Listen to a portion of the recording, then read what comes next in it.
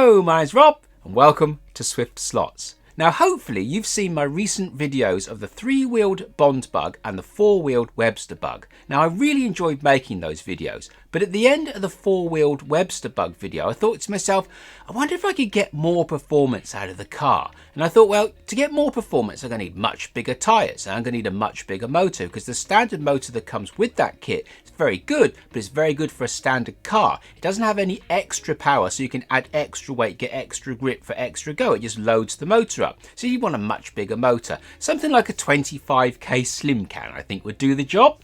So I thought to myself, well, how on earth can I encapsulate massive back tyres with a massively oversized motor? Thought, well, it'd have to be something like a racing car.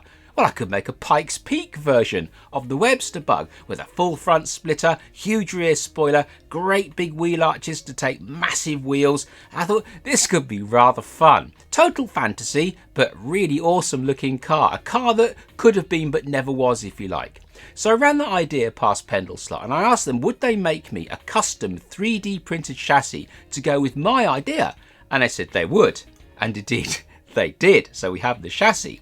And Pendle Slot said to me, if I make the body, i.e. basically making the kit, they would offer it to you guys as a finished kit. So cool, well why not do that? So in this video, I'm going to do exactly that. Now this is going to be the first part of a 2-part video. So the first part of this video is purely going to be taking the standard Webster bug body, the standard 4-wheel body, and we're going to add all the splitters and the spoilers and the wings and the flared arches, all in body filler, sculpt it all, take a rubber molding and then a resin casting to produce the kit body, and then we'll need to modify the interior to accept the new motor. There's obviously going to have to be a racing driver in there. There's probably some sort of roll cage as well. Probably going to have to integrate into the body as well. So that's what we're going to be doing in this video, is getting the body done. In the next video, at some point in the future, not too far away, we'll do a full kit build, a presentation of the whole kit finished, and a full build and a full paint job. And then we'll run it around the track and see what it looks like and how fast it goes. So with that said, let's get onto my workbench and start turning this body into a Pikes Peak inspired racing car.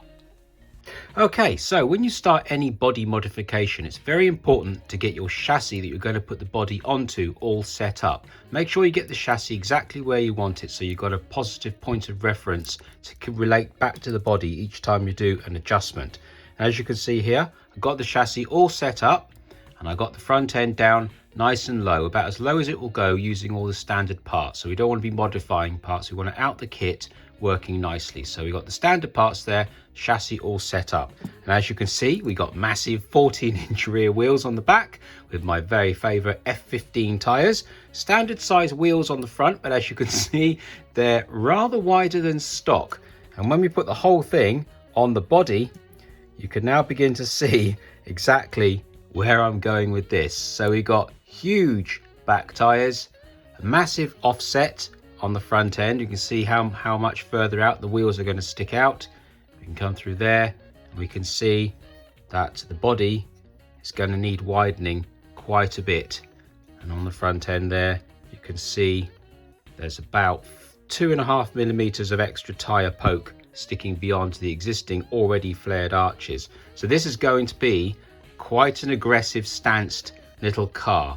You see the back end there, more like a rolling pin than back tires. So as you can see, you've actually got the wheels fitting in the arches very, very nicely, because the chassis that Pendle made for me under my specifications is exactly the same wheelbase. I've just had spaces made and a space for a new motor, and we're also able to use a 1mm offset gear on the chassis as well, so the whole motor has been lowered down to gain a bit more advantage for center of gravity.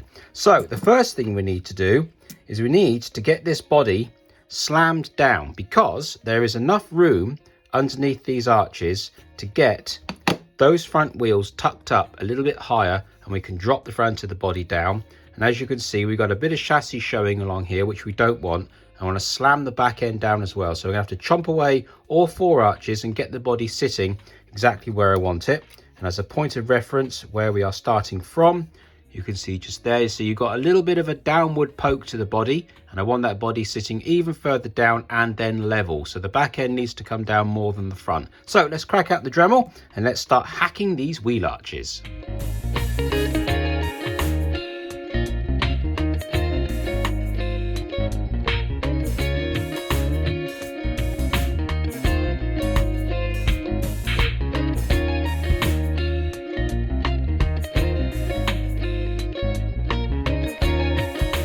Okay, so that's round one of the hacking done. And as you can see, I've now got the body all the way down nice and level to the setup plate, nice and even on both sides, and the wheels are fitting nice and tidily up into what is now the new wheel arches. And you can see we got a nice evenly spaced body with plenty of width all there ready to go, so we can work from that now and we can get our wheel arches all sort of built up. Now I did go a little bit mad in this front corner here, went a little bit too deep, but that absolutely doesn't matter. It'll all be sorted out with a bit of filler later on in the build. So with regards later on in the build, I suppose we better move on now and start mounding up some filler onto these wheels to try and bolster out these wheel arches and start to get a feel for the shape.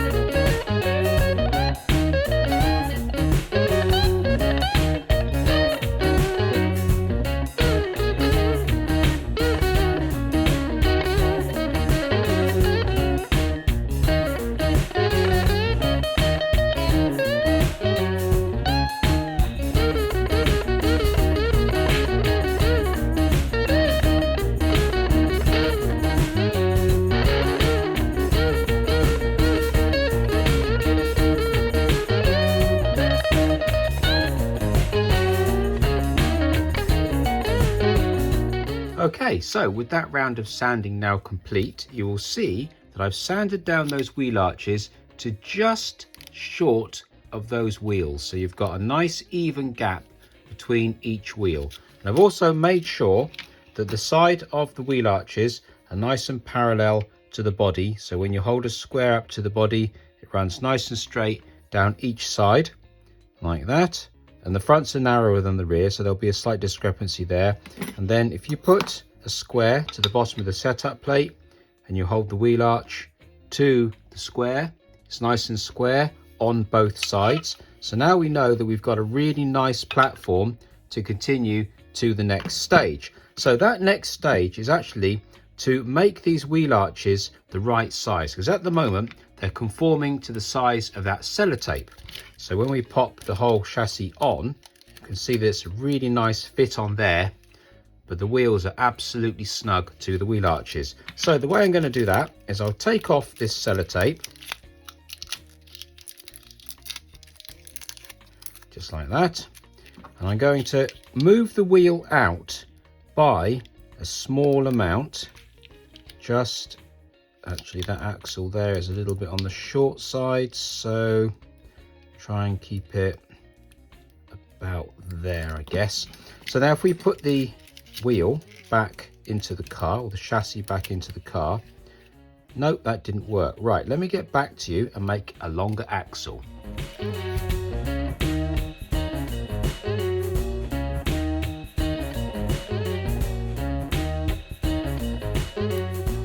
Okay, so that's a longer axle fitted. Now we can put the chassis back into the car. Now the idea is now we can use one wheel to register the chassis back to the body, and the other wheel is now much more proud. So what we're going to do is take this elastic band and we're going to just gently wrap it around the wheel like that. Now I've not actually put any real tension on that. I've just wrapped it around, and what that's done is that's given us a slightly bigger diameter than the actual tyre. So all we can now do is draw a pencil mark all the way around the outside of that rubber, and don't go too hard because you don't want to press into the rubber band. So once you've done that, take away your rubber band. We've now got a perfect gap all the way around the tyre. So I'm going to do that on all four corners, and then I'm going to file the inside of this wheel arch to this new line, and that should give us a nice even line for the wheel to sort of sit nicely in that arch. So let's crack on with that.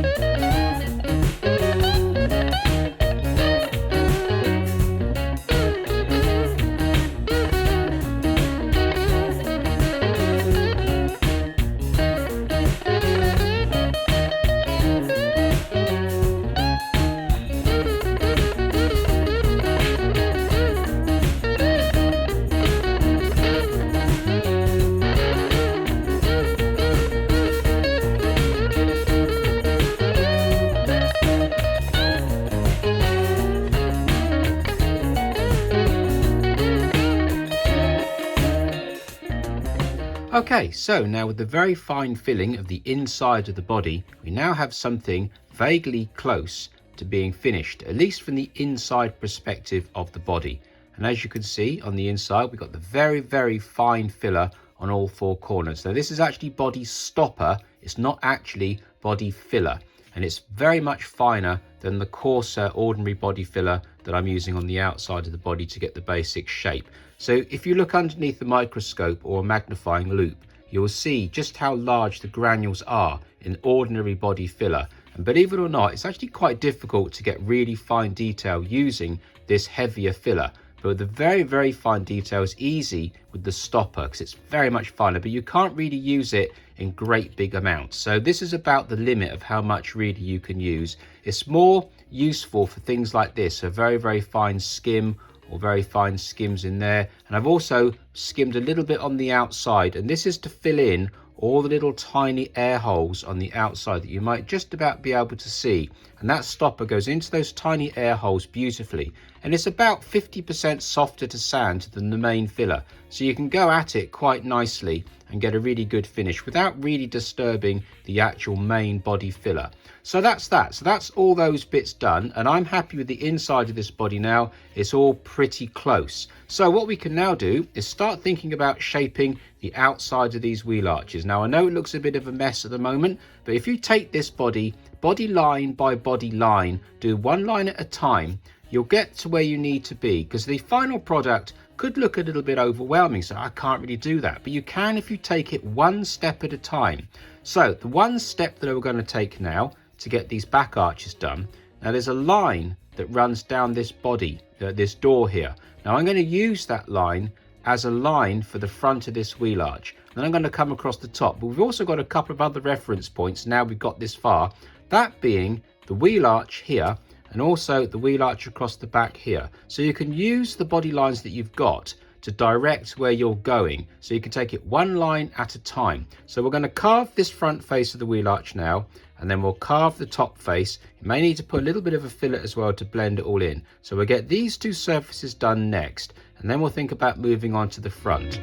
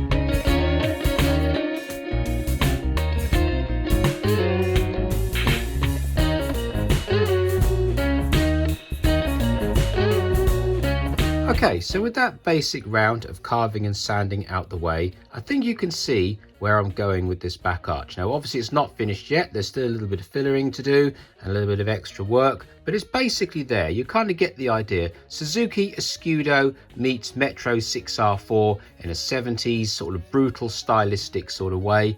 And there you go there. So there's obviously a little bit more detail to go on this side, but for now I'll cross over and I'll finish off the other side, and then once I've done that one, I'll move over to the front arch and give the front arch a very similar carving and sanding treatment, and then we can come back for the exciting round of front splitters and side skirts.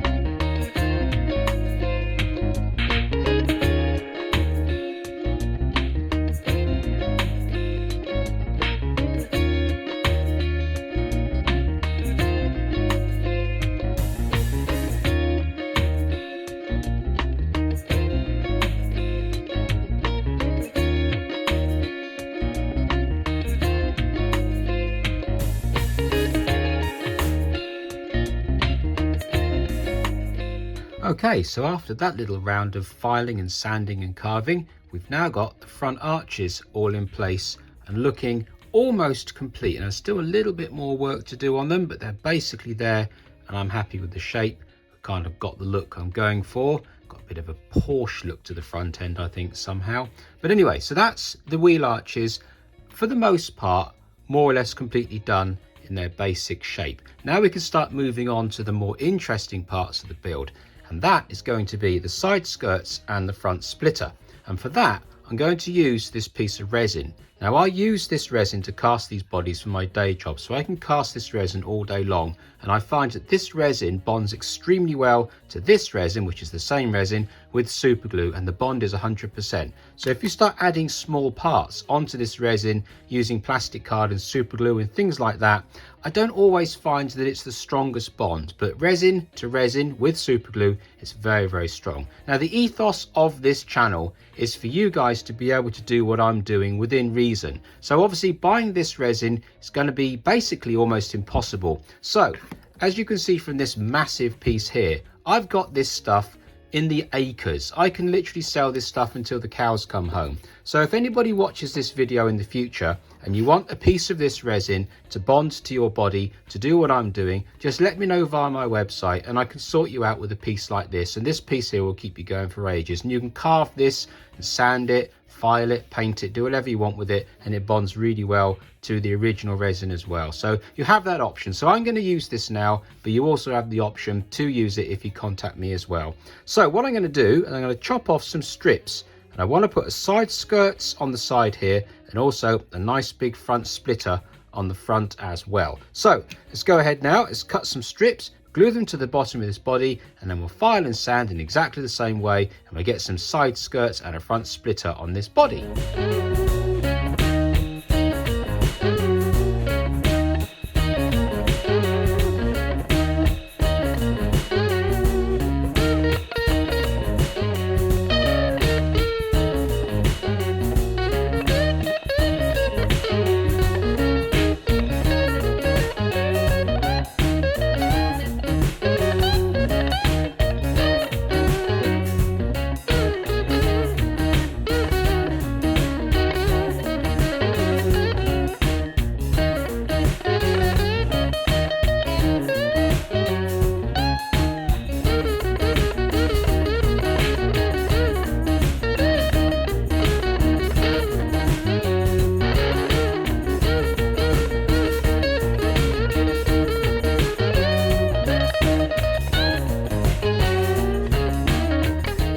Okay, so with the side skirts done and the front splitter done, that basically concludes all the major changes to the body. Now, from here on in, it's basically detail work, just adding on detail. Now, I think we'll start with this gaping great big hole here beneath the front valance. So I don't quite know how this is going to pan out. So what I'm going to do is slap a load of car body filler in there and just start carving. Now, I do know that I want to fit a front intercooler where the number plate used to be, and I might fit a pair of spotlight pods where the front indicators used to be.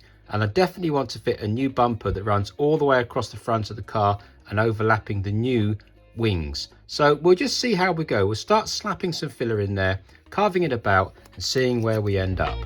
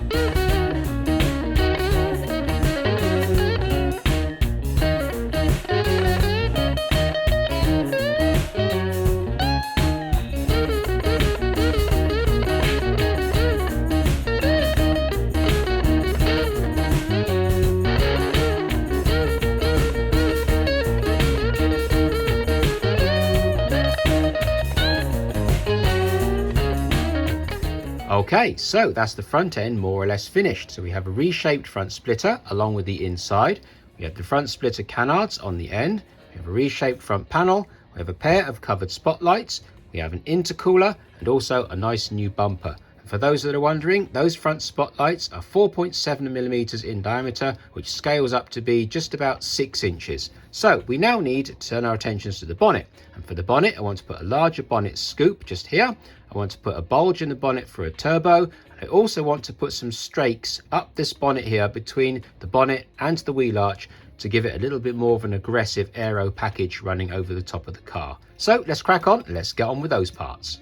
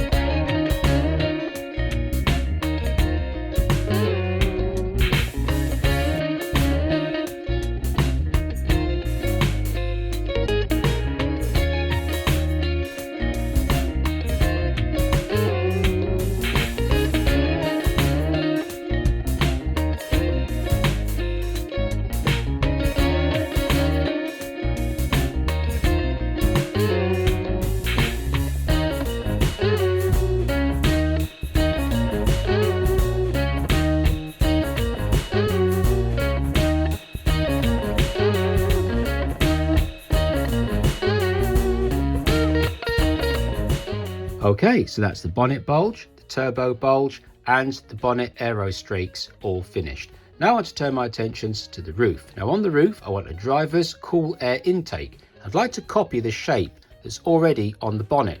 I'm going to put it on the roof in exactly the same way as I made the bonnet bulge here, just by carving a bit of resin and then sticking it to the roof. Try and make it look in sympathy with what's already on the body. Then once that's done, I want to fit a pair of faux roll bar going up the inside of these A-pillars so that when you look through the windscreen, it gives the impression of a roll bar, although they're not actually a separate part. So let's crack on and let's do that.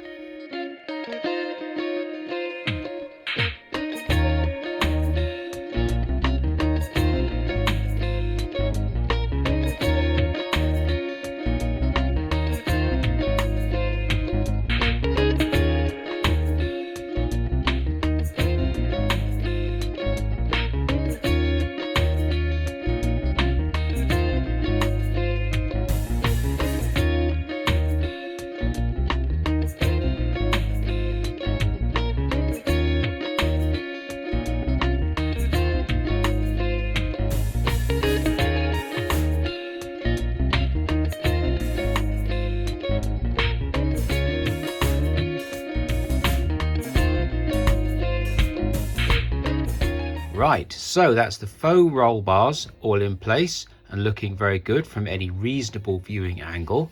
And there it is from the inside. I didn't bother doing across the top because you can't really see it from that angle. It's a little bit too hidden so you can definitely see them through the A-pillars, which will also strengthen up these A-pillars as a resin casting as well. So they're actually vaguely practical anyway from a modelling perspective, and they look quite reasonable from those angles there. And we've also got the air intake on the roof, all blended away into the roof, sharing a very similar shape to what's already on the bonnet. As you can see, it's not very high, it's just a little hint of a roof scoop. Right, so now the most interesting part of the build. Let me just chomp out these little slots here and then I'll get back to you.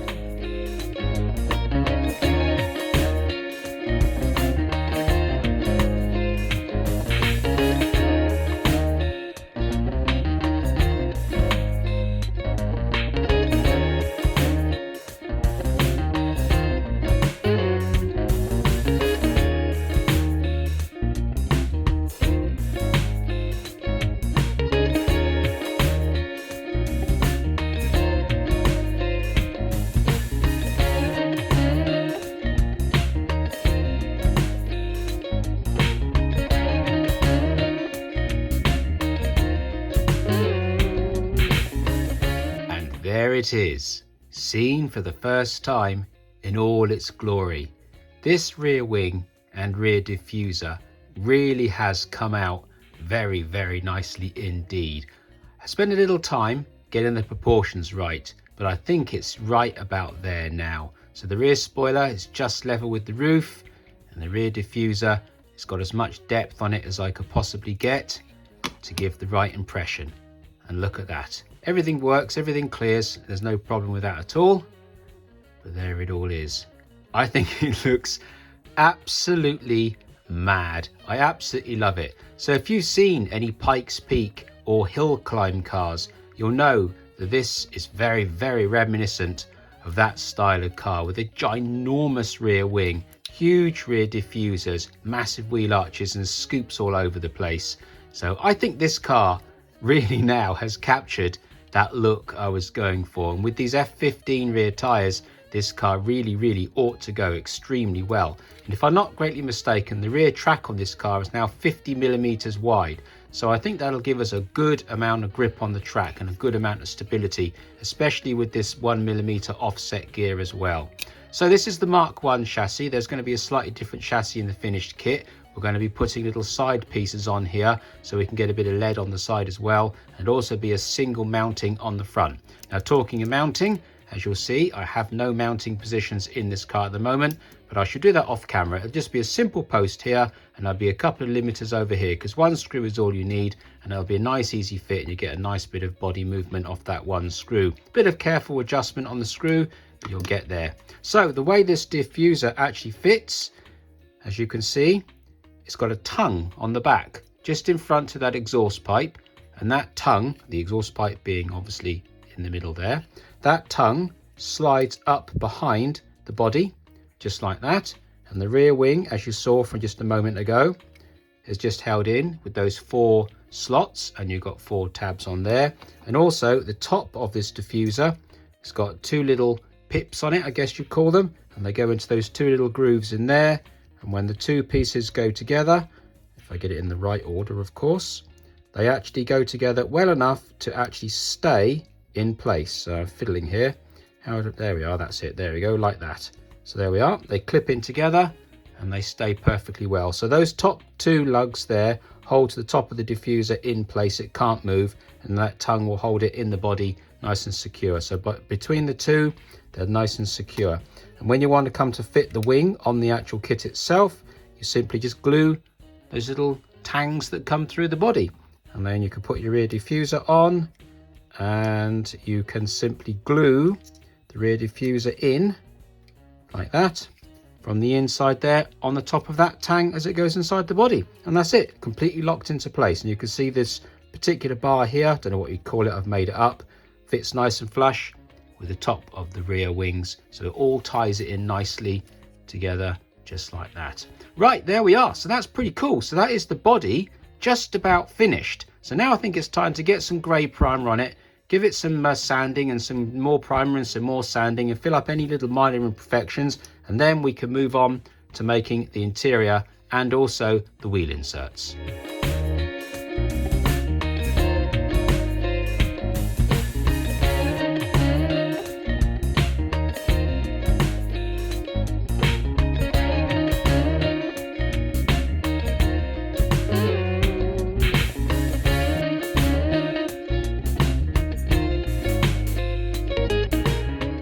Okay, so while the body is away being painted, we need to turn our attentions to the interior. Now the interior in the standard Webster Bug kit is this vacuum formed interior here. Now we need to modify this to look like a racing interior. So how do we go about doing that? Well, what I do is I float this vacuum formed interior in a bowl of cold water, and then bit by bit I pour resin into it. Now the reason we put it in cold water is because the resin generates heat as it's curing, and if you put too much resin it'll melt the vacuum form, and you end up with a nice negative in resin here, which we can re-vacuum form again when we're ready. This now needs to be modified in exactly the same way as we did the body. So I need to carve out this seat, I want to carve out this bolster and put some headrests in there. I want to modify the console here, and I want to put things like this air tank in the front. I also want to put in like a computer down here, or something similar to a couple of boxes on the lap there. And I also want to extend this firewall here because it needs to go right to the ceiling, and I want to put some sort of idea of a roll bar impregnated into that extended bulkhead. So a little bit of carving to do on that. And I've also taken a standard pendle slot driver, modified him around quite a bit, chopped his arms off, moved it all around, carved him into the right size, and I've also 3D printed off the internet a little modern steering wheel, so that driver now all fits in there, or will fit in nicely. We've got a nice modern steering wheel with a driver that fits, and I've also printed off this helmet, which I've yet to finish, so that is all done as well. So we've got a unique helmet for this figure. So let's crack out the woodworking chisel now and start carving all this interior, making it look a little bit more like a racing car interior.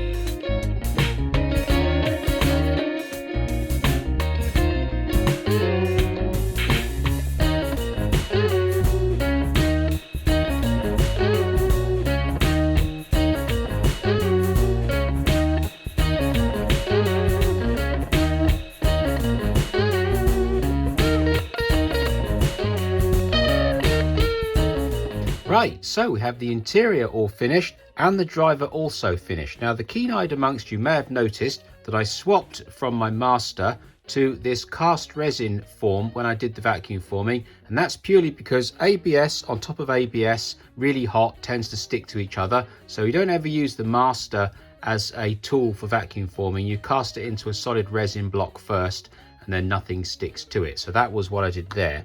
So here is the vacuum form that's actually finished.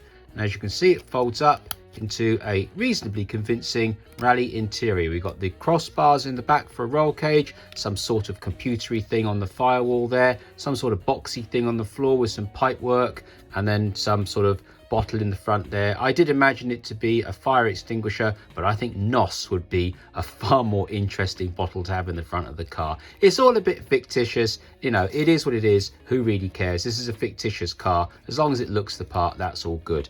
And obviously we got the driver now as well, and I finished him off. I've also put a hands device on him as well, so it looks a little bit more in keeping with where I'm trying to go with this build. And I've also finished the helmet. So the helmet is all now in one piece and ready to go. So when we put the helmet on the driver, he looks just like that. So there we are. So he looks pretty good there. And then if we pop him into the interior, again, it's going to be quite tricky to do because it's all very fragile. There we go. You can see that it all fits in there. He all fits in there in the cockpit there, and the head restraints all around his neck and everywhere else, and it all looks pretty decent. Right, so with the interior now finished, we now need to turn our attentions to the wheel inserts.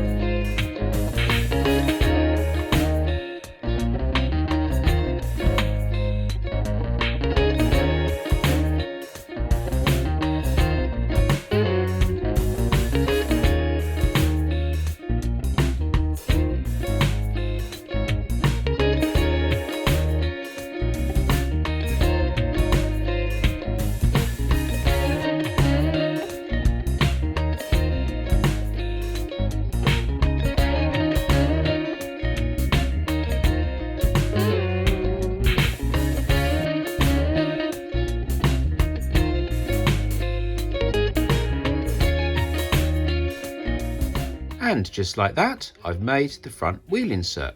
And I've also made the rear one as well in exactly the same way. So now these are done, it's time to turn all this lot into rubber molds.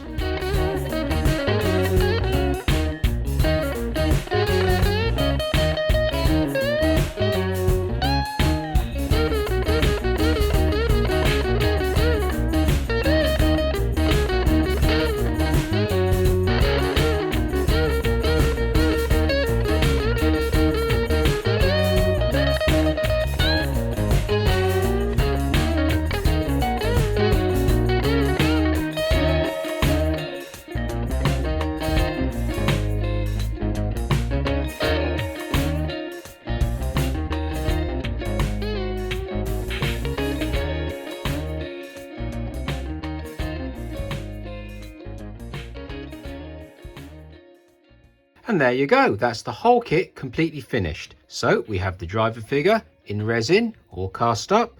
We also have the rear wheel insert and also the front wheel insert. We also have the interior. Now the keen-eyed amongst you may have noticed I did actually make a small change to the interior. So this is the interior you saw me make earlier on, but I've actually fitted a little binnacle on the top of the new interior. It's just there. And the reason for that is in the original Webster Bug, there's actually a bit of a domed lump on this particular part of the interior. I put a little picture there of it. Now that's been represented on my new version of the interior, race interior, with this kind of instrument binnacle on the top. So I just thought I'd include that with this kit because I thought it was a bit of a nice touch. The original interior to the original Webster Bug kit here doesn't have a bulge at all. So I thought that was a nice little nod to the proper car. And as you can see, the bulge is there on the master. We also have the glass master as well. And as you can see, I've actually added in these little perspex slides because race cars very often have those slides. And you can see they're actually represented there on the glass as well. Obviously, we have our rear spoiler and the rear diffuser as you've seen before, and we then have the finished body. So there he all is, all cast up in resin, all ready to go. So there we are. So that is the entire kit now basically made. So let's get it on the turntable and see what she looks like all together.